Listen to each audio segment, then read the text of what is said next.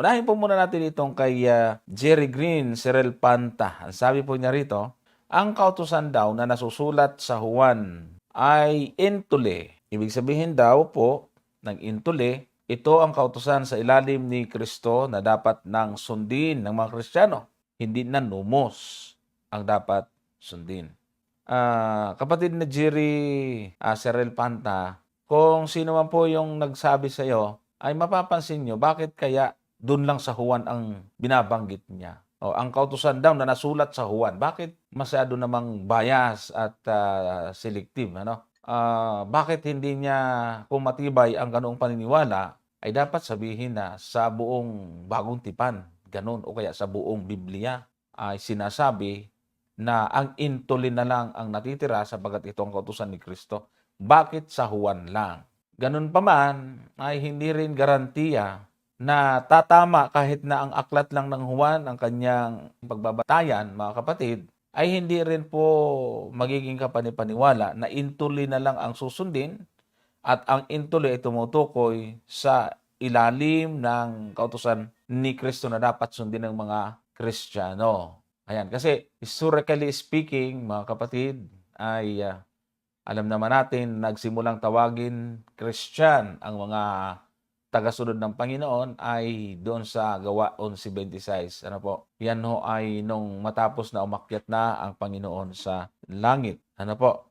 At isang malaking mali kung ganun ang paniniwala at tatanggapin natin paniniwala, mga kapatid. Dahil po sa kahit sa Old Testament, ay ginamit po yung intuli. Ginamit po yung intuli na hindi naman siguro sila papayag na kautusan ni Kristo yon, yung tinutukoy doon.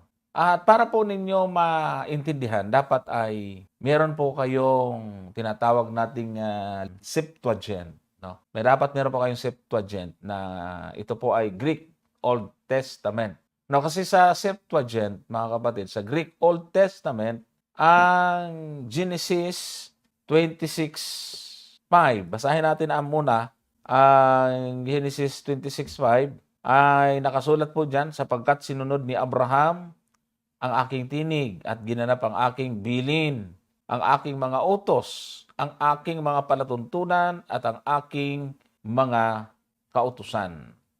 Si Abraham mayroong ginanap, bilin, mga utos, palatuntunan, at mga kautusan. Alam po ba ninyo yung Greek word ng kautusan dyan, yung commandments na binabanggit ho dyan, kapatid, ang Greek po niyan, kung titignan natin yung Septuagint, ito, i-screenshots ko po, mga kapatid, hango po sa software na nasa ating computer. Ito po may guhit na kulay pula sa natas merong Strong's number. Intulas po yan. Ang root word po niya ay intule, na nandyan na po sa bandang kanan, merong Greek word mismo at may transliteration. So, andyan yung Strong's number niya, yung may arrow. Ayan. So, ibig sabihin, itong kautusan o itong intule, nasa Old Testament at ito yung sinunod ni Kristo. Kaya mali na po kaagad na sabihin pong ganon. At ang Hebrew word po niyan ay mitzvah. Nang ibig po sabihin ay commandments, commandment of man, or commandment of God. So may diachronic meaning siya kasi nga depende yan sa context. Bakit may commandment o isa sa meaning ay commandment of man at o commandment of God ang isa at meron namang commandment.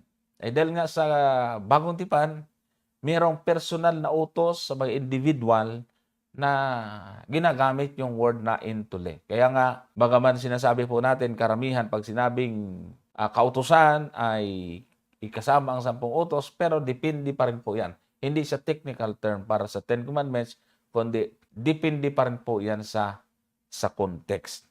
So, yun po yung masasabi po natin. At syempre, hindi po natin ubusin yung sagot para meron din pong part si Brother Gumer para sumusog sa ating pong sagot.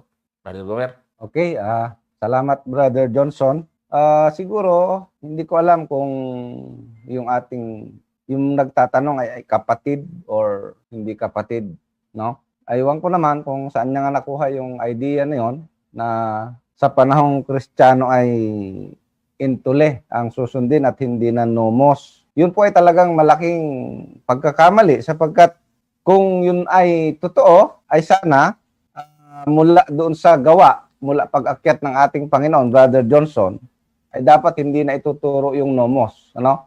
Pero mapapansin natin si Apostol Pablo, kahit si Apostol Santiago, ay ginamit po nila yung termino na nomos. Halimbawa, Brother Johnson, dito sa Santiago na lang, Brother Johnson. Oh, tsaka yung Mateo na ginagamit natin, Oo. 5:17, nomos yun eh. Sa Santiago 2, nung gamitin ito ni Apostol Santiago, ay maliwanag yung kanyang pagtuturo sa bagay na ito. Ang sabi niya rito sa, umpisahan natin siguro sa talatang 9. Ayan. Ang sabi diyan ay ganito, datapwat kung kayo'y nagtatangi ng mga tao, ay nangagkakasala kayo, at kayo'y hinahatulan ng kautusan na gaya ng mga suwail. Yung pong kautusan na nakalagay po diyan, yan po ay nomos, ano? At ang sabi ni Santiago sa talatang 10, sapagkat ang sinumang gumaganap, ayan, ng buong kautusan, yan po ay nomos din, ano? At gayon may natitisod sa isa ay nagiging makasalanan sa lahat. Sapagkat ang nagsabi huwag kang mangalunya, ay nagsabi naman huwag kang pumatay. Ngayon, kung ikaw ay hindi nangangalunya, ngunit pumapatay ka, ay nagiging suwail ka sa kautusan. At yung kautusan na yan ay nomos na naman. At dito, Brother Johnson, ay maliwanag ito ay wala na ang ating Panginoon, nakaakyat na, pero itong kanyang apostol, halimbawa si Apostol Santiago, ay nagtuturo pa rin ng tungkol sa nomos. Kaya yung tanong ng kapatid, ay hindi po totoo na ang susundin na lang ay intule.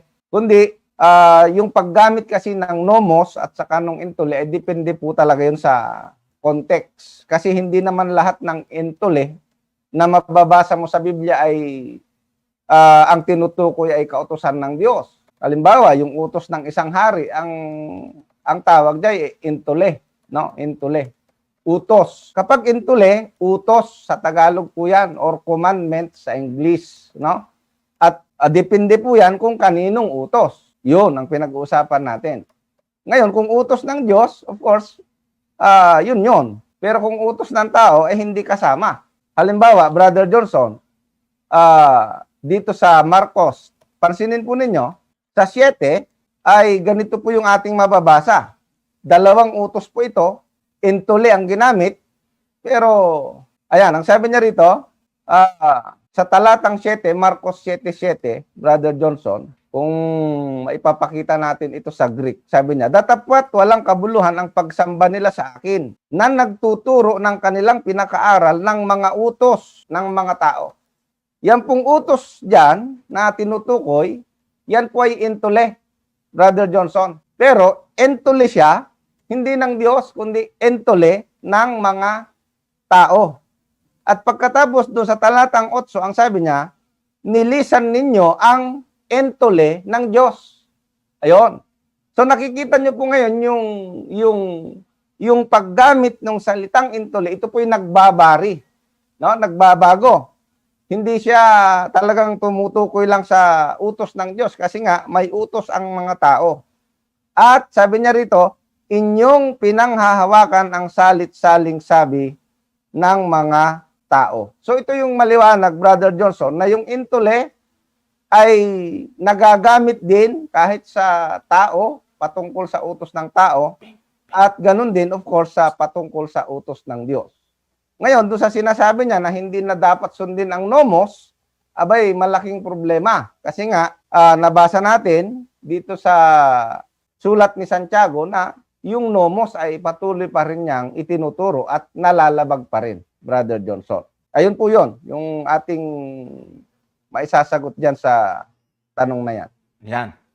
Tandaan po natin na ang laging binibigyan natin ng bigat or timbang sa pag-unawa ng mga talata ay laging depende po sa context. Hindi, nagiging katuwang lang po natin yung word meaning, yung definition of term, makakatulong lang po yan. Pero when it comes to interpretation, pinakamalaki ang function ho yung context No, context po talaga.